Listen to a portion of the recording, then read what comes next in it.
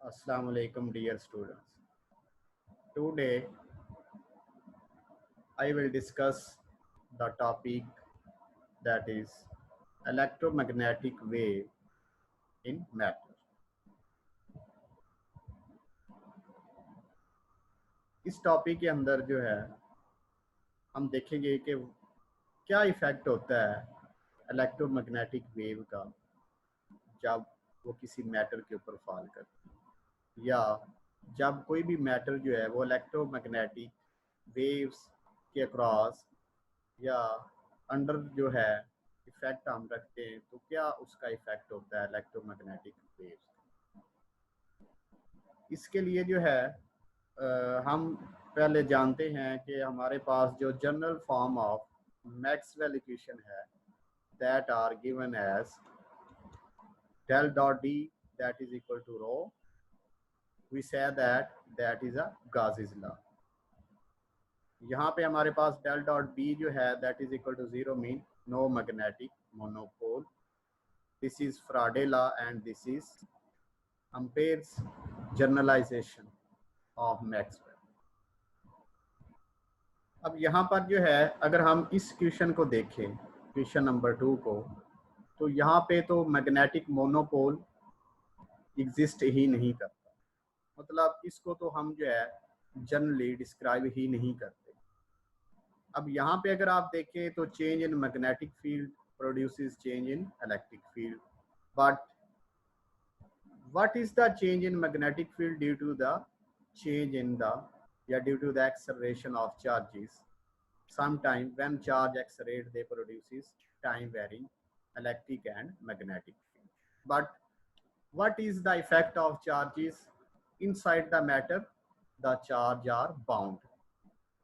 There is no varying in charge spaces or कोई भी charge के अंदर जो है वेरिएशन नहीं आती।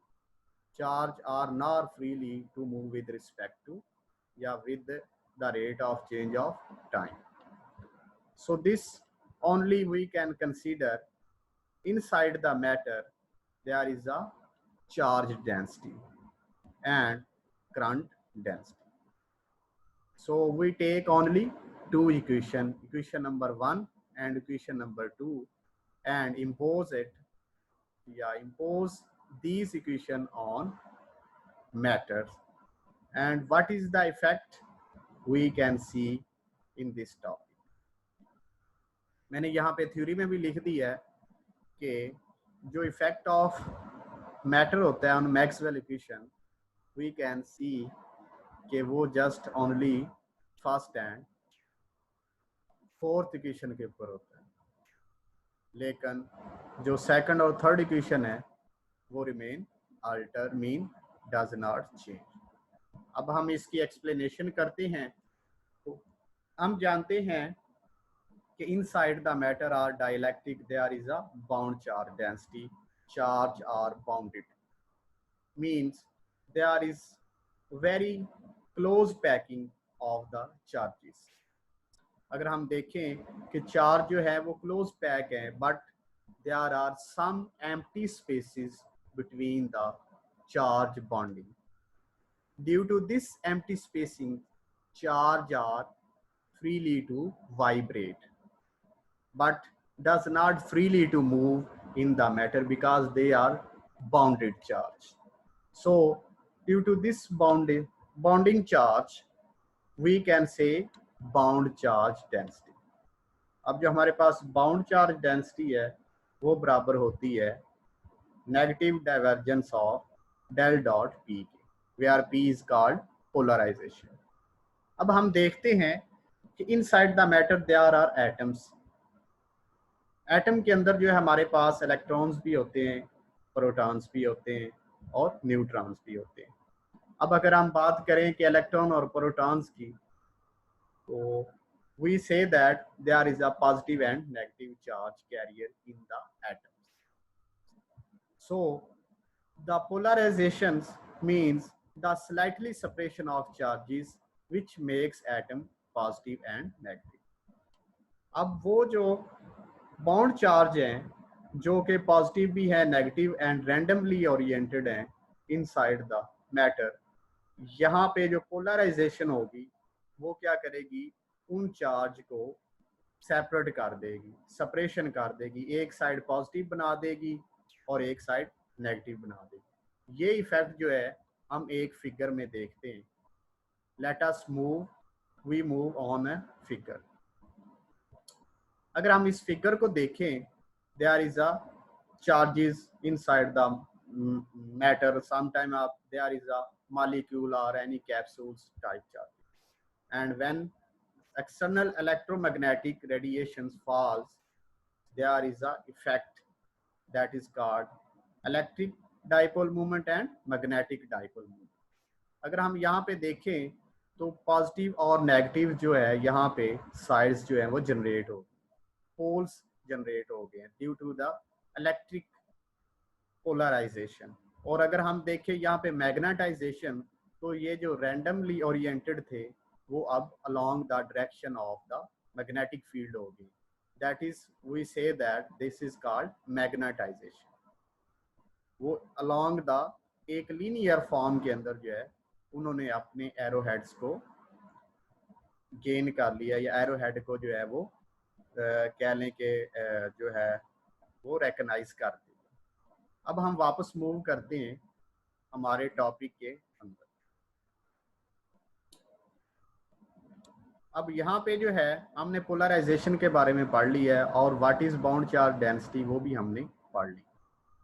अब this mean del dot P mean होता है कि that is a change in polarization. अब चेंज इन पोलराइजेशन कैसे अकर करती है तो वो हम जो है वो भी हम यहाँ पे डिस्कस करें। अगर हम देखें तो हमारे पास जो वॉल्यूम चार्ज डेंसिटी है किसी भी मैटर की, किसी भी वॉल्यूम एरिया की कह लें या किसी भी वॉल्यूम की, वो सिर्फ जो है वो वॉल्यूम चार्ज डेंसिटी नहीं होती बल्कि वो सम होती है फ्री चार्ज डेंसिटी और bound charge density of the charges. तो यहाँ पे जो है जो हम देखेंगे इफेक्ट जो है वॉल्यूम चार्ज डेंसिटी का वो बराबर होता है हमारे पास rho free and minus del dot P के। हम प्रीवियस इक्वेशन की वैल्यू जो है वो यहाँ पे पुट करते हैं। अब हम जानते हैं कि गाउस लॉ क्या होता है। तो हम जानते हैं कि जो गाउस लॉ होता है वो that is a in the form del dot E is equal to rho over epsilon R. अगर हम यहाँ पे जो वॉल्यूम चार्ज डेंसिटी उसकी वैल्यू, ये वाली वैल्यू जो है वो यहाँ पे पुट कर दें तो हमारे पास जो गाउस लॉ बन जाता है वो that is equal to this. और अगर हम इसको जनरलाइज करेंगे तो हम वापस मूव कर जाएंगे on the first equation of Maxwell that is equal del dot D that is equal to rho F. यहाँ पे हम स्लाइटली चेंज करेंगे वैल्यूज को तो हमारे पास जो है ये वाली वैल्यू बन जाएगी। This is the new form of Maxwell equation. अब यहाँ पे अगर आप देखें तो हमारे पास जो इलेक्ट्रिक डिस्प्लेसमेंट होता है वो होता है epsilon naught E plus polarization. ये पोलराइजेशन जो है बेसिकली जो है सेपरेशन ऑफ चार्जेस होती है, या आप ये कह सकते हैं कि चार्ज के जो साइन हैं उनको हम सेपरेट कर देते हैं, मिक्स अप की बजाय हम उनको सेपरेट सेपरेट जो है अलाइन कर देते हैं। अब हम बात करते हैं कि इनसाइड द मैटर जो है or dielectric, it is a bound current. Bound current जो है वो प्रोड्यूस होता है due to bound charge density की वजह से। अगर बाउंड चार्ज डेंसिटी प्रेजेंट है there is a bound charge current. और बाउंड चार्ज जो करंट है वो due to the call the magnetization of the dielectric और charges, due to the magnetization of the charges. हम लास्ट पे अगर इस पेज के जो टॉपिक है लास्ट वाले पेज पे देखें तो फिगर्स बनी हुई, यहाँ पे जो हमने मैग्नेटाइजेशन के इफेक्ट को पढ़ा है वो due to the produces bound charge current. तो यहाँ पे जो है टोटल करंट जो होता है करंट डेंसिटी वो फिर हम देखते हैं कि that is the total current density is equal to free current density, bound current density due to bound charge density, free current density due to bound charge due to free charge density. But this is a extra term present here. What is the meaning of this extra term? We see that, let us consider this is a polarizing material. तो ये जो polarising material है, हम देखते हैं कि जो polarization है वो डिपेंड करती है एरिया के ऊपर। Larger area larger polarization. और अगर हम इस पोलराइजेशन को फिर देखते हैं तो जो चेंज इन करंट प्रोड्यूस होगा वो होगा due to the change in polarization of the material और the charges. greater the polarization of the charges, greater will be the change in current. So let's call it equation number 2. अब जो हमारे पास polarising current density वो बन जाएगी partial P over partial T. This is called polarization current. Put the value in above equation number 2, we get del dot J. J is equal to J free plus del cross M, that is the bound charge current due to the magnetization of the charges and change in the polarization. अब यहाँ पर जो है अगर हम जो है Ampere's law को देखें in term of Maxwell equation, तो हमारे पास जो है जो अम्पेयर लॉ है that is equal to del cross B that is equal to mu not.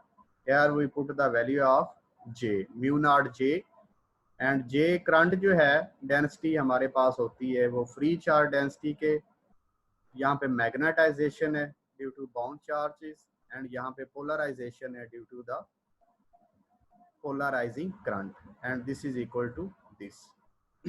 अब हम इस इक्वेशन को जो है वो सिंप्लीफाई करेंगे, तो हम यहाँ से क्या करते हैं, इस म्यू नॉट को इनसाइड दिस ब्रैकेट जो है मल्टीप्लाई करेंगे, और यहाँ से हम ये डेल क्रॉस एम जो है म्यू नॉट के साथ ये पॉजिटिव है तो यहाँ पे ये नेगेटिव हो जाएगा. बाकी जो इक्वेशन है वो हमारे पास एज इट ही रहेगी. अगर हम फर्दर इसको सॉल्व करें तो यहाँ पे जो है म्यू नॉट जो है इसको हम क्या करते हैं, ये वाला जो म्यू नॉट है throughout the whole equation common ले लेते हैं और इसको इधर ला के डिवाइड कर देते हैं. जब हम डिवाइड करेंगे तो हमारे पास जो है this become this equation and mu naught will be cancel out this mu naught, and right hand side will be this. अगर हम यहाँ पे देखें तो हमारे पास जो पोलराइजेशन है that is a very produce very small current due to the surface area of the polarization is very small charges, so the polarization also be very small.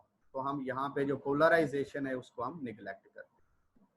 तो पोलराइजेशन जो करंट अगर हम उसको निगलेक्ट करते हैं तो हमारे पास modified form of this equation will be this. We know that, हम जानते हैं कि हमारे पास 1 over mu not B minus M is equal to होता है एच के. So we put the value H here, then del cross H is equal to J free plus epsilon not partial E over partial T.